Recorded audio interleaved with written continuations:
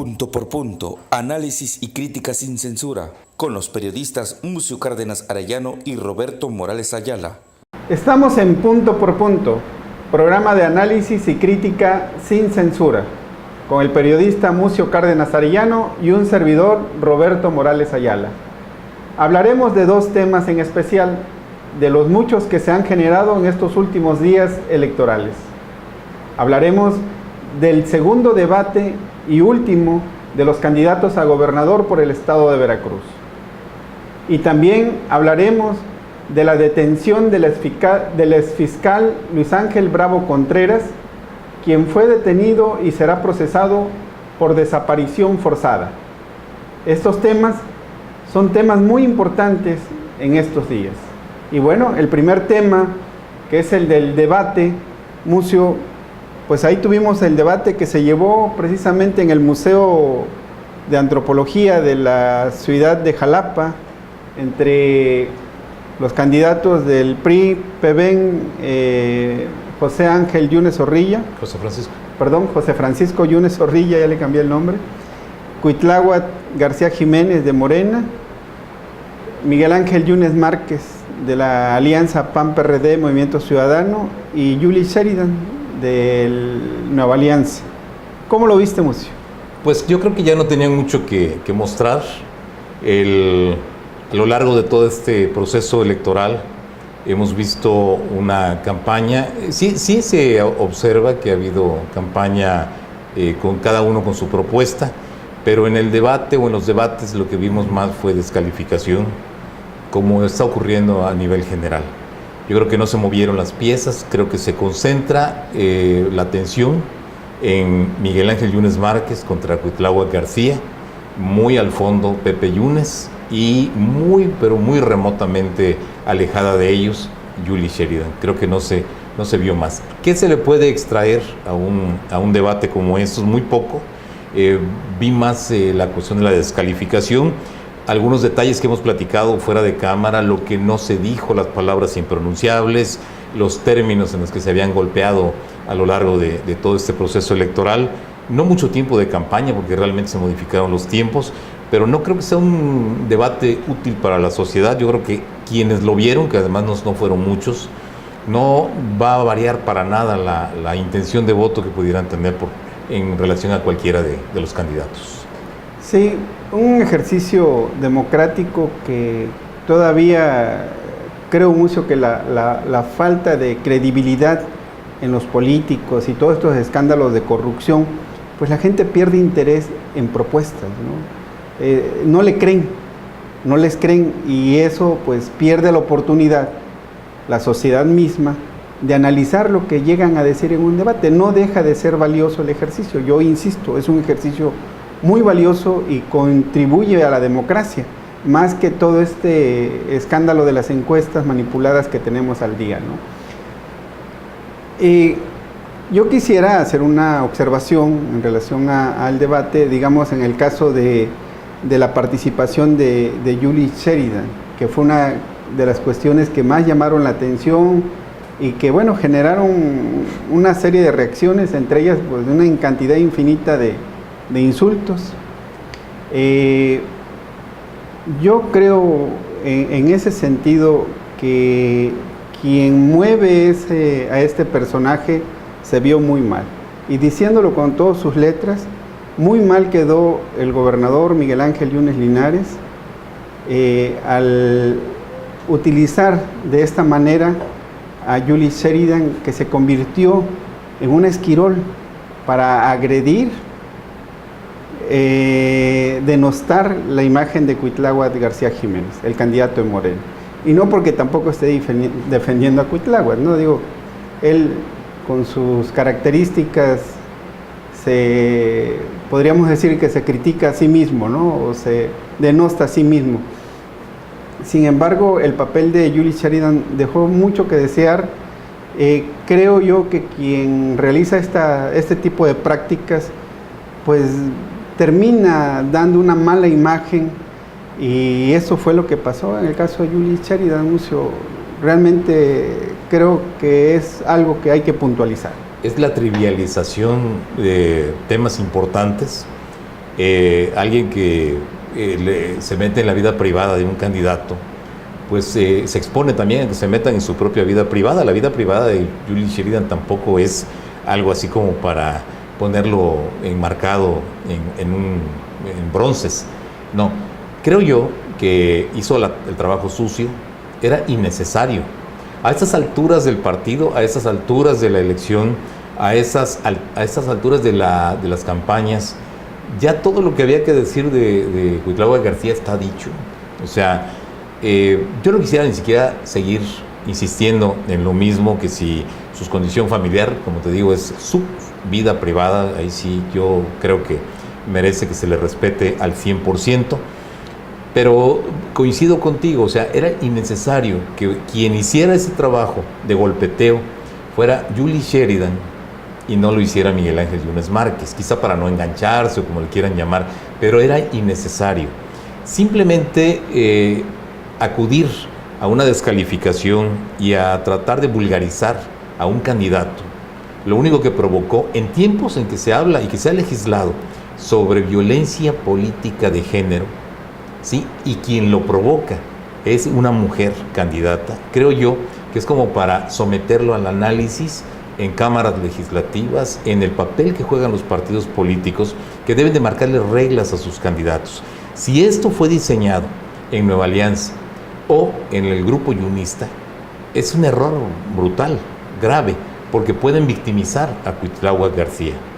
Las encuestas que nos están marcando que prácticamente en todas gana Miguel Ángel Yunes Márquez, y en algunas está ligeramente arriba Cuitláhuac García. No los 15 puntos de los que habla López Obrador, que quién sabe de dónde habrá sacado la cifra, pero yo creo que es innecesario que victimices a alguien, y sobre todo siendo mujer, y trates de exhibir a un candidato varón en el momento en el que se habla de que la mujer merece un respeto, pero yo creo que un respeto se gana, y ese respeto hay que dárselo también a los otros contendientes. Yo creo que ahí hay un error de enfoque y que finalmente resultó pues un desastre a la hora de que termina el debate. Y quien quedó muy mal, pues realmente fue el candidato de la alianza PAN-PRD, Movimiento Ciudadano, Miguel Ángel Yunes Márquez, porque de alguna manera se le exhibe como un candidato que no puede sostener de frente lo que en campaña critica a su adversario, que en este caso su principal adversario, de acuerdo a los sondeos, pues es Cuitláhuac García Jiménez. Entonces, en un debate pues es para confrontar ideas y para confrontar críticas. Finalmente Yunes Márquez no lo hizo, quizás hizo un buen papel al exponer sus ideas, al puntualizar de que va a ser la continuidad de los programas que ha hecho su papá el gobernador, y darle calidez, que es lo que no ha habido en estos 2 años de gobierno. Sin embargo, Mucio, también digo, pues de Nueva Alianza poco puede esperarse, porque se ha convertido en el partido esquirol del gobernante actual, y pues ahí tenemos que su dirigente, pues para muestra un botón, ¿no? Alguien que ha sido protegido por este gobierno y que fue destacado y cómplice del gobierno de Javier Duarte de Ochoa, en el caso del corruptazo de Vicente Benítez, ¿no? El de las maletas de los 25 millones.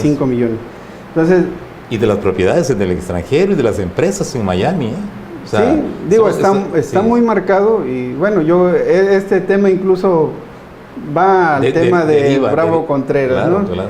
Pero definitivamente esa parte del debate creo yo que fue la parte jocosa, pero también muy criticable. Sin embargo, a mí, digo, lo de la cuestión de que le regala una cajita de bolero para que se vaya a trabajar y le dice que es algo muy digno, está fuera de contexto, porque realmente Cuitláhuac pues trabaja, es maestro de educación media superior, pero sí creo que vale la pena ahí, quizás lo que ella quiso decir, y creo que sí vale la pena puntualizarlo, es que este candidato vive en la casa de sus padres, a sus 50 años de edad, vive con ellos, no ha formado una familia propia, no ha conducido una familia, no ha formado un hogar, y creo mucho que eso es importante por el perfil del gobernante que quisieran los veracruzanos. Alguien que va a conducir un gobierno, pero no ha conducido una familia, creo que pues es cuestión de reflexionar. Sí, fíjate, Roberto, que yo ahí, en ese punto, que yo te digo, yo soy muy respetuoso en esa parte no solamente en el caso de Cuitláhuac, de cualquier otro. Hemos hablado aquí, lo hemos expuesto, los debates son para contrastar los proyectos, también y en eso tú has sido muy enfático, para conocer la calidad de cada uno de los candidatos, o sea, de qué están hechos. Si son de carne y hueso, pues dónde están sus debilidades, dónde están sus fortalezas y dónde esas fortalezas y debilidades pueden incidir en el ejercicio de gobierno.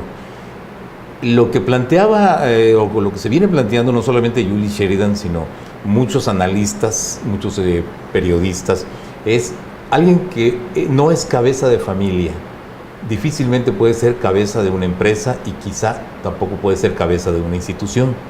Creo yo que aquí habría que poner en el contexto, o sea, Cuitláhuac vive con su familia, es un personaje que en la parte académica es destacado, es un profesor respetado por sus alumnos, eso sí lo tiene.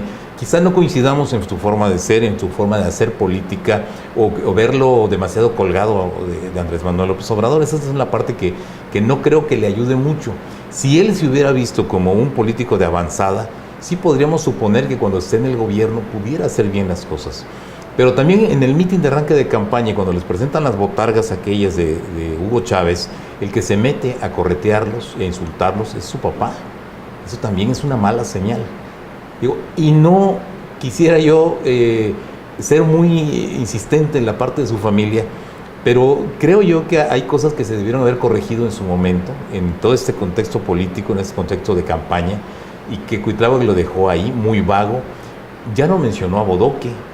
Eso es otro. Fue la palabra impronunciable de este debate. ¿Te acuerdas que comentábamos fuera de cámaras que lo mismo López Obrador en su momento ya no pudo hablar de Salinas de Gortari? Se le pidió expresamente que no lo hiciera y se convirtió en el innombrable. Acá, después de mucho hablar del Bodoque, refiriéndose a Yunes Márquez, Cuitláhuac finalmente termina omitiendo esa palabra y ya no habla del Bodoque. Aquí también habría que preguntar quién es el Bodoque de cada quien, ¿no? Es un bodocasgo, ¿no? Va a ser... Sí. Creo yo que en esa parte tendríamos que analizar y qué nos puede generar como gobierno. O sea, qué empaque tienen ellos, los candidatos, los que aspiran a conducir los destinos de Veracruz. El Bodoque de Andrés Manuel y el Bodoque de Miguel Ángel Yunes. Así es. Mucio, no quiero dejar de lado a Pepe Yunes, que tuvo un buen papel, sí, finalmente claro. Él presenta sus propuestas, dice y insiste mucho en decir el cuánto y cómo, claro. Que es muy importante, y hay que decirlo, es un político completo, gestor, que ha tenido experiencia, que tiene una buena trayectoria. Desde mi punto de vista, se autoproclama en el segundo lugar de las encuestas, no sé de dónde la saca, pero realmente es paradójico que el PRI, con su mejor candidato, en las peores elecciones. Sí, claro. Porque definitivamente uno en las calles escucha, ¿por quién no votarías? Por el PRI. Sí, es la marca, Roberto. Es la marca, sí, no es el candidato. Y además, encima quienes lo acompañan. ¿No? Sí, mira, por un lado yo diría que de Pepe habría que decir que es un gran gestor de recursos para el estado de Veracruz. Ha bajado, ha sido, como él lo ha presumido, el senador que ha tenido mayor cantidad de recursos traídos al estado de Veracruz. Y por otro lado, los impresentables de él, así como hay un político que era o que es el personaje impronunciable o la figura impronunciable en el caso, por ejemplo, del Bodoque, aquí tenemos los impresentables de Pepe Yunes. Y esa gente que lo ha rodeado, los que están de candidatos o los que están con él en campaña, le hicieron mucho daño. Yo creo que por eso no creció. La última encuesta se refleja 17% de intención de voto para Pepe Yunes, que no creo que sea suficiente, no, para nada. Tendrá que irse del lado de Cuitláhuac, sumar votos para ver si con eso pueden parar la maquinaria azul. Es la única Fue quizás opción. El más sobrio y el más preciso en el debate, pero bueno, sí. Esos son sus números. La política es de circunstancias, Roberto, y esta no fue su circunstancia. Esta no fue. Sí. Mucio, tenemos la detención de Luis Ángel Bravo Contreras, el exfiscal en el gobierno de Javier Duarte de Ochoa. Fue el tercer procurador. Hubo 3 procuradores en el gobierno de Javier Duarte. Sí, Reinaldo Escobar, Amadeo Flores Espinosa y Luis Ángel Bravo Contreras. Así es. Quien, gracias a Javier Duarte y tratando de blindar su gobierno precisamente en contra de todas estas denuncias que está enfrentando, pretende dejarlo como fiscal durante 9 años. Finalmente, Luis Ángel Bravo Contreras pues se enfrenta a un gobernador con muchas tablas en el poder y que desde antes de que llegara a ser gobernador lo desbanca, obliga a la legislatura anterior a él obliga a renunciar a esa legislatura a nombrar un fiscal interino. Lo que pasa es que... Un encargado interino, algo así. Jorge Winkler ya había sido nombrado visitador general de la Fiscalía y por lo tanto, por cuestiones de procedimiento y que está establecido así, ante la ausencia del fiscal... Queda como encargado. Queda como encargado de la Fiscalía y posteriormente ya lo confirma la legislatura del Estado.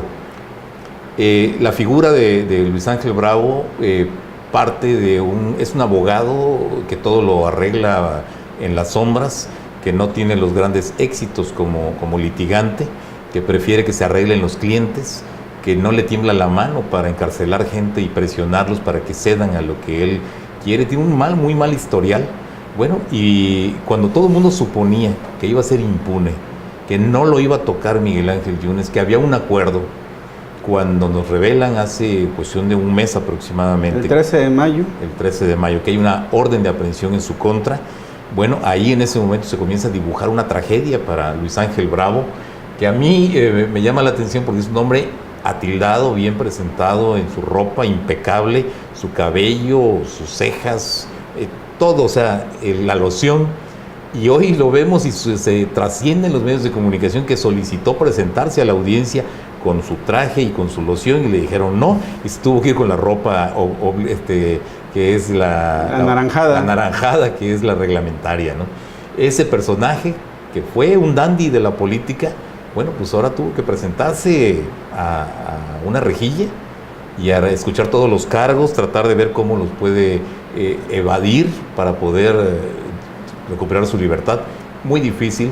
Hay una versión, la versión de Arturo Bermúdez Zurita, exsecretario de Seguridad Pública del Estado, que lo implica como quien le ordena a sus subalternos, a su vez, por órdenes de Javier Duarte, a la desaparición de los cuerpos de 13, de 19 que habían sido torturados, asesinados y desaparecidos por la policía de Arturo Bermúdez Zurita, exsecretario de Seguridad de Javier Duarte. Que fueron encontrados en la Barranca La Aurora del municipio de Emiliano Zapata. Sí.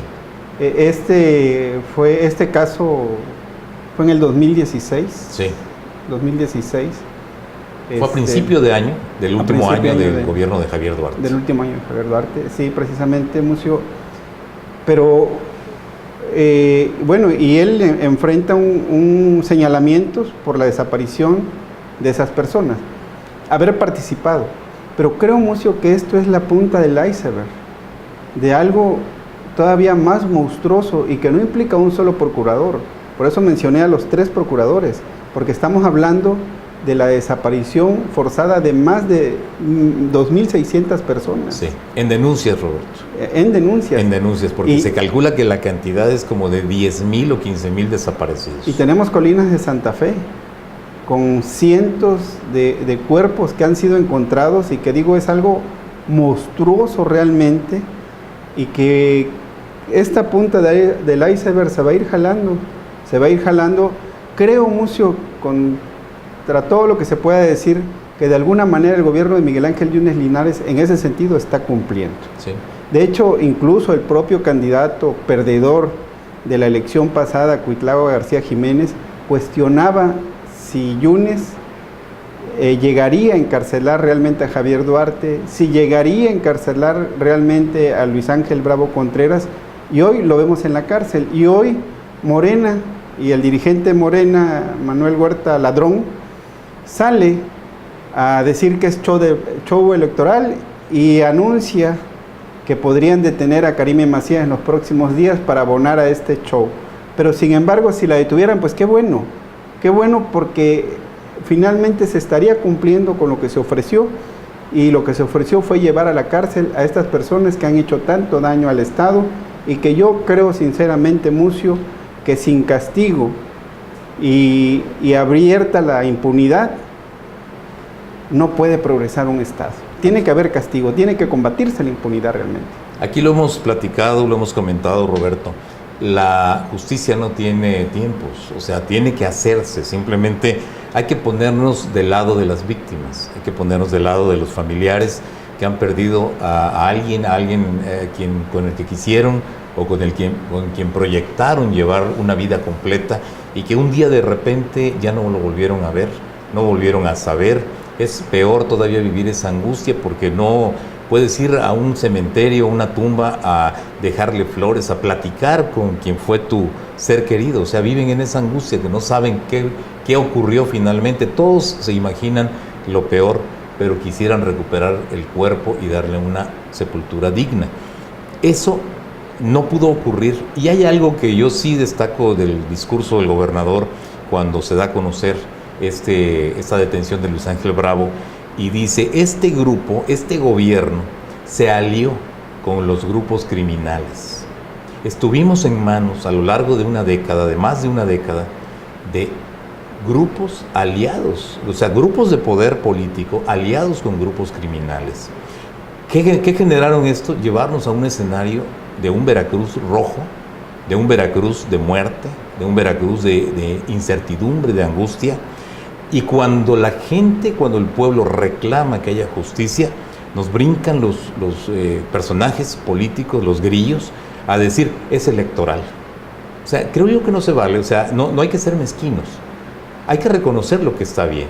Si vamos a ponernos en el escenario de que el gobernador fuera Cuitláhuac García y da un golpe político, da un golpe de justicia, su gobierno logra la detención de un capo, ¿qué vamos a hacer? Pues reconocerle lo que está bien hecho. No, en ese momento, ¿qué haría Morena? Echárselo encima y decir que es tema electoral. No, dirían que es un acto de justicia. No se debe lucrar con ese tipo de cuestiones. Es lo que yo no veo correcto. No lucrar con algo que es un reclamo de la sociedad. Sí, y eso es lo que está pasando. Ahora, Mucio, hay unas situaciones que yo quisiera comentar y que podrían ser preocupantes en cuanto a la detención de Luis Ángel Bravo Contreras, cosas que parecen muy simples. La fotografía que se publica cuando en el momento en que después, enseguida de su captura, le toman una fotografía, va en medio de dos personas dentro de un vehículo.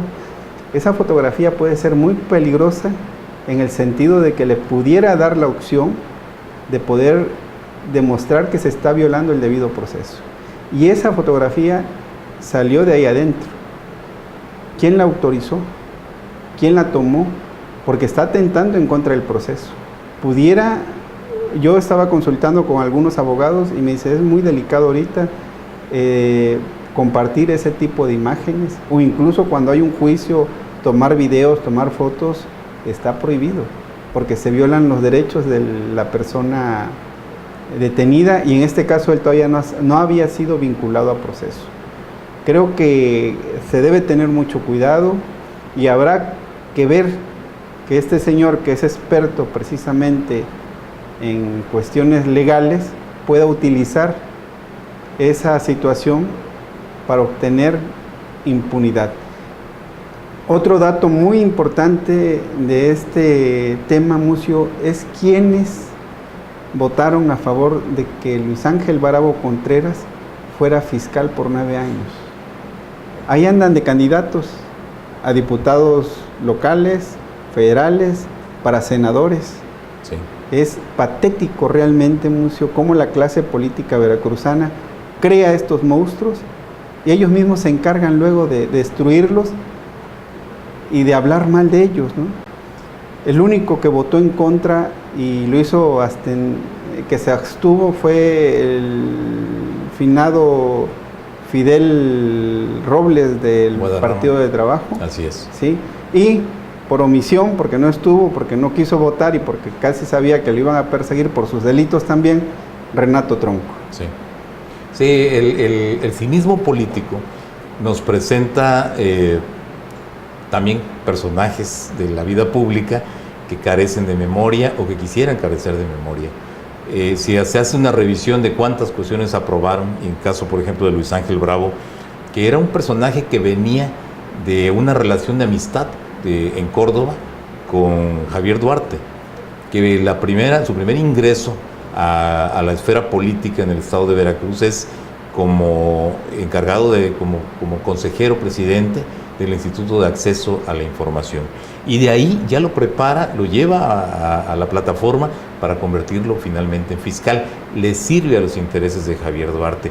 Hoy están investigados todos ellos. O sea, en su momento, notarios públicos, familiares de alcaldes, empresarios de Córdoba, sirvieron como parte de una trama para poder incluso enriquecerse. Sobre eso están siendo investigados. La Subprocuraduría Especializada en Investigación de Delincuencia Organizada tiene los ojos puestos en este grupo. Y por otra parte tenemos a estos políticos que avalaron la llegada de él a la fiscalía. Le crean una fiscalía a modo, y era un hombre con un poder absoluto. Habría que verlo, pero también hay que revisar, a ver, si lo eligieron algunos de estos que hoy son candidatos, sea del partido que sea, hay que llevarlos al escenario público. La gente, el votante, el elector, tendrá que medir qué tan conveniente es darle el voto a algunos candidatos que en su momento son irresponsables a la hora de levantar la mano y aprobar a personajes que ya venían precedidos de una mala fama, porque Luis Ángel Bravo, dentro de los tribunales, dentro de las agencias del Ministerio Público, siempre tuvo mala fama. Un tipo sin escrúpulos para encarcelar, sobre todo a mujeres, y sacarles la firma de un desistimiento de una herencia, por ejemplo, como ocurrió en Coatzacoalcos. De chantaje. Así es. ¿Y con quién se vincula finalmente? Con un personaje político de mucho peso, el jefe Diego Fernández de Ceballos. En su despacho lo apadrina para llevar algunos casos. Hay un caso concreto de una persona de nombre Alberto Rodríguez Córdoba, el Güero Torreón. Es un caso de un conflicto con uno de sus hijos por parte de un pagaré y una cantidad de millones impresionante de pesos, en que aparece por un lado Diego Fernández de Ceballos y por otro lado el despacho de Luis Ángel Bravo Contreras. Y muchos suponían y decían, por eso Miguel Ángel Yunes no lo va a tocar. Y por eso Luis Ángel Bravo se paseaba en Veracruz y Boca del Río, en Plaza Américas. En el Café Don Justo. ¿Te tocó verlo, Roberto? Me lo encontré varias veces, ¿no? Sí. Y estaba muy tranquilo, tomando su café, compartiendo con amigos. Parecía intocable, parecía. Y hubo gente, algo pasó. Te lo digo así, también hubo gente como Marijose Gamboa, periodista y diputada, que veía con mucha tristeza, con pena, con mucho malestar el que no se hubiera aplicado la justicia, porque ella fue víctima de este personaje, de Luis Ángel Bravo.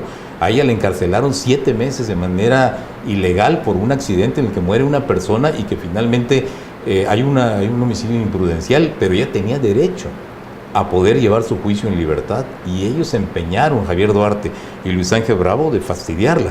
Sí, y ella fue enviada a un penal de Pánuco donde estaba lleno de setas. Es un tipo perverso, es un tipo que hoy, que lo vemos que está con su traje reglamentario anaranjado, sin poder estarse poniendo vaselina en la cabeza, sin poder estarse perfumando, sin ser la estrella de la película, hoy que pague las consecuencias y que enfrente su juicio.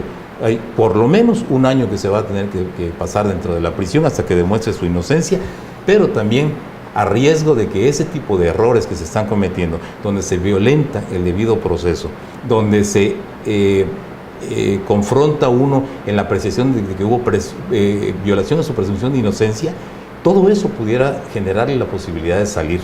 Creo yo que van a haber más imputaciones que le harán en el curso de los próximos días para que Luis Ángel pueda quedar retenido en una prisión. Así es, Mucio. Pues para que este Estado realmente avance, creo que la gran tarea del próximo gobierno es limpiar y seguir con esos juicios que den y acaben con esta impunidad, que se castigue la corrupción. Eso es necesario. Mucio, pues les agradecemos que nos hayan acompañado en esta emisión de Punto por Punto, periodismo, análisis y crítica sin censura.